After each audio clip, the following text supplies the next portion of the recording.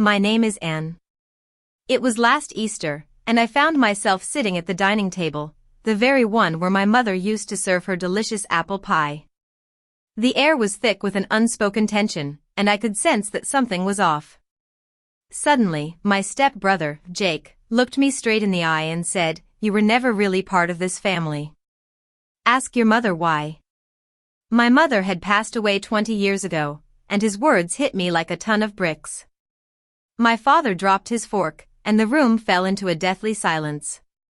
There were 15 of us at the table, forks frozen in mid-air, and everyone holding their breath.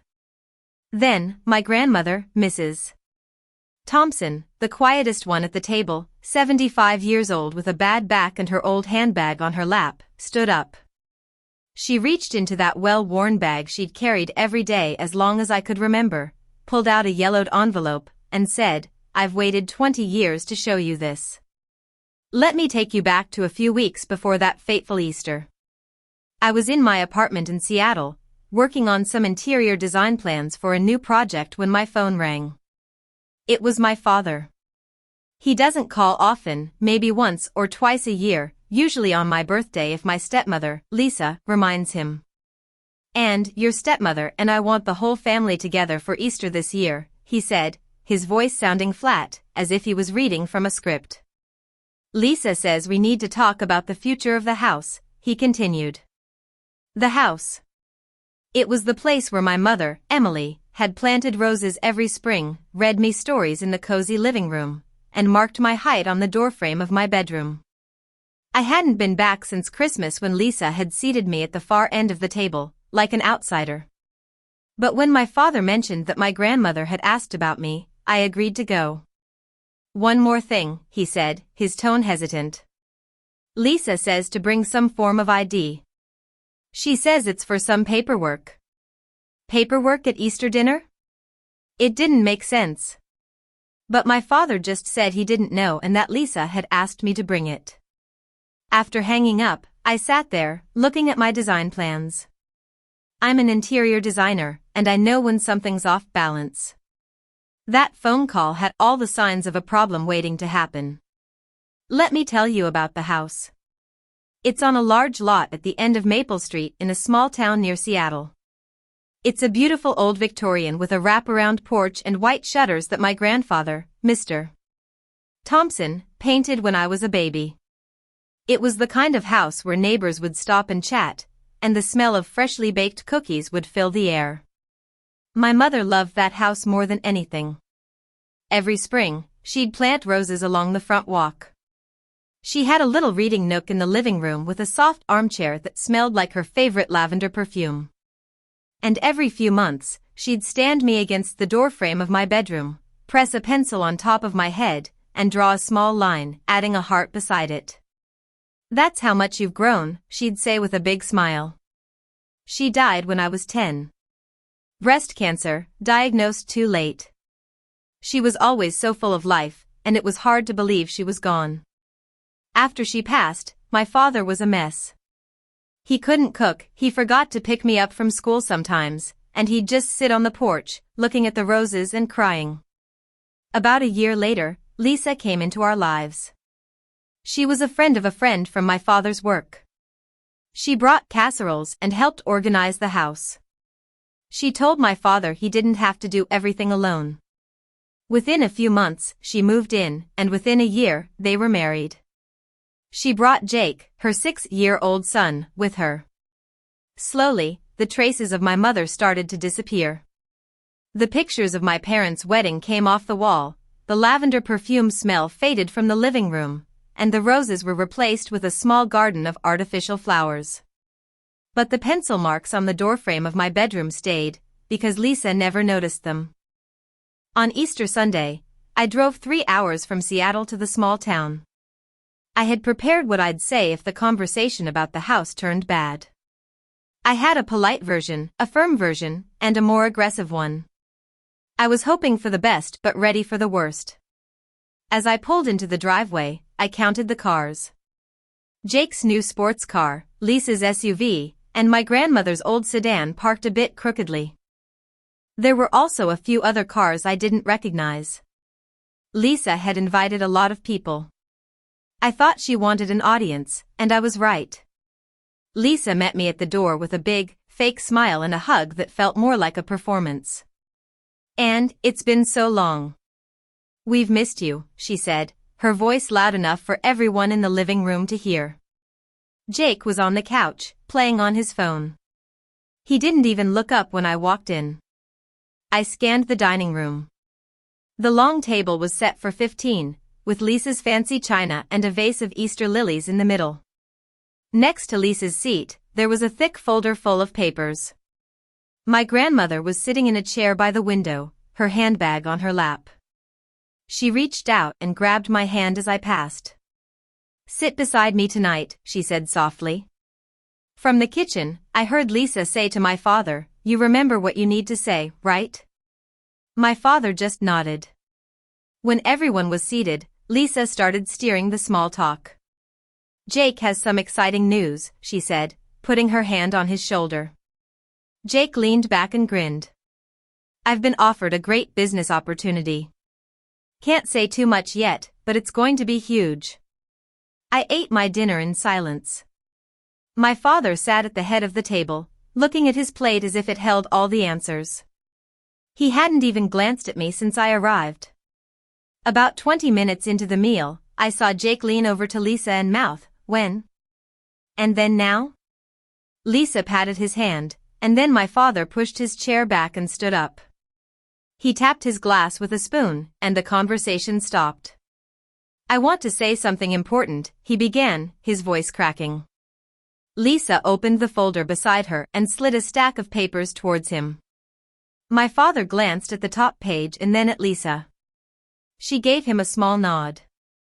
"Lisa and I have been discussing the future of the house.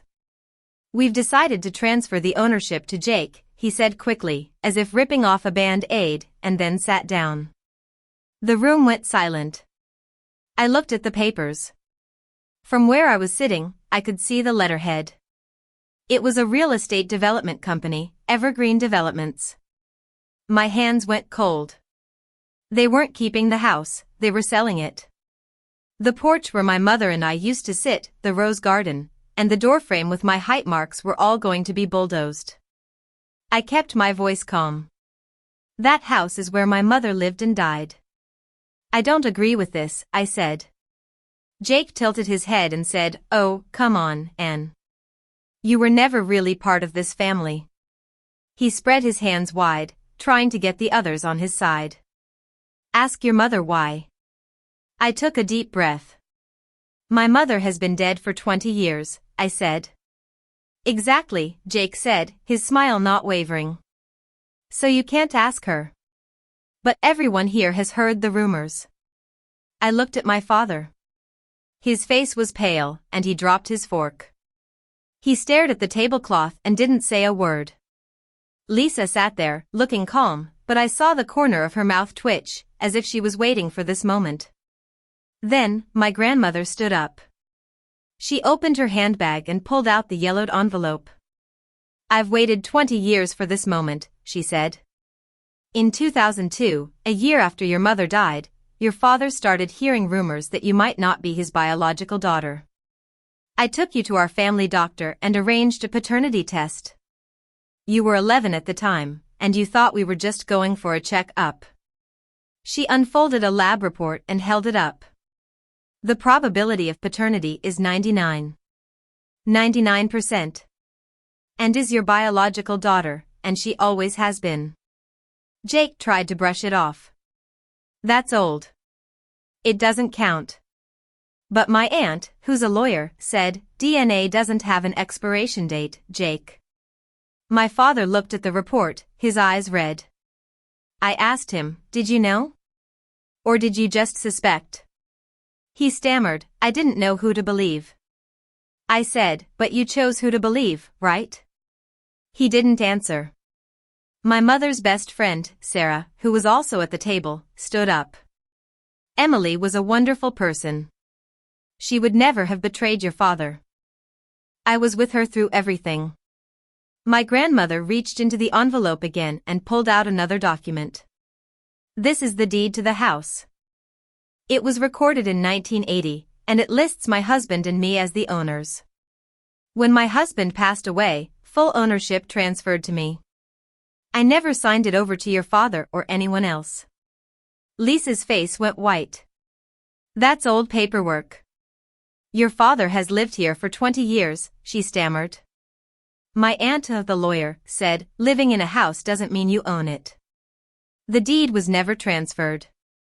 Grandma is the sole legal owner of this property. Jake was shocked.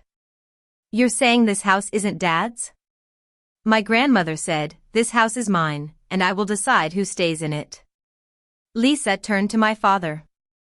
You're going to let your mother do this? My father didn't answer. He was still looking at the DNA report, realizing all the mistakes he'd made over the years. My grandmother turned to me.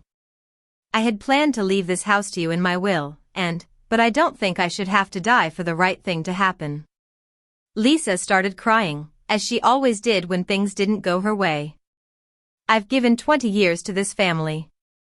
I cooked, I cleaned, and I raised you and Jake. And now you want to throw me out? Jake backed her up. Mom sacrificed everything for this family. But Sarah said, Lisa, I saw you slowly erase every trace of Emily from this house. You call that sacrifice? Lisa tried to turn the tables, but people were starting to see through her. One of the cousins asked about the developer. My aunt opened the folder and found a letter of intent from Evergreen Developments.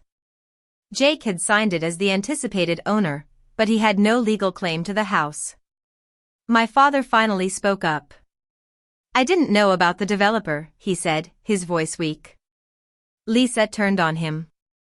You knew. I told you Jake wanted to keep the house. My father said, you never said anything about selling. Jake tried to justify it as a business opportunity, but my father looked at him with disappointment. He then turned to me. I could see in his eyes that he realized how much he'd missed. I said, Dad, I'm your daughter. The DNA is right here. I never left. You pushed me out. He dropped his head in his hands.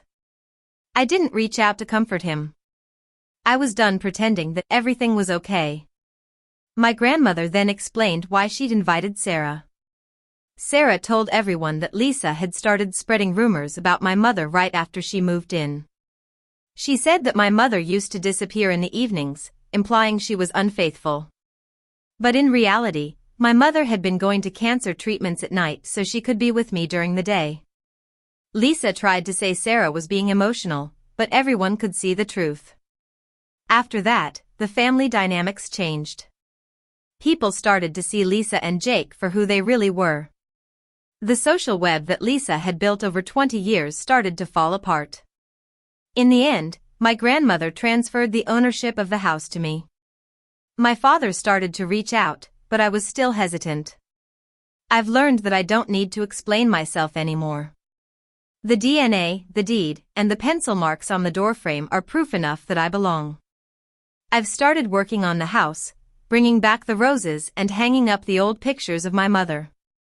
Every spring, I plant new roses, just like she used to. And I make apple pie for every family gathering, using my mother's recipe that Sarah gave me. It's been a long journey, but I've finally found my place in this house and in my family. And I know that my mother is still with me, in every rose and in every mark on the doorframe.